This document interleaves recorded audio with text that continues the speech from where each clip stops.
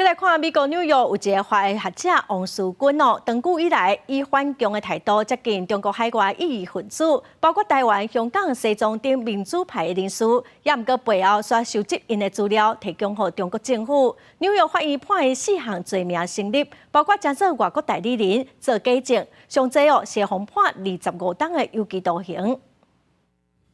王树军伫判决了后，行出纽约布鲁克林区的地方法院接受媒体简单的访问。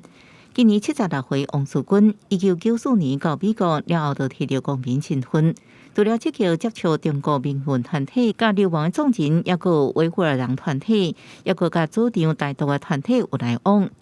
联邦调查局 FBI 伫2017到2021年对进行调查。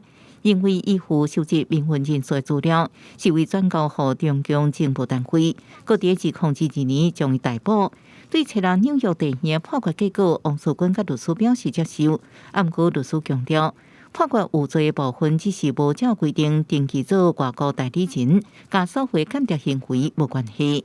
We accept the verdict, and I'm going to say that on his behalf. We accept the verdict, and we understand it's incredibly broad law that penalizes being an agent of a foreign country, not spying for a foreign country. That's espionage. That's a totally different law. 毋过，辩护律师会伫明年1月7日法院宣判刑期进前，努力争取重轻法律。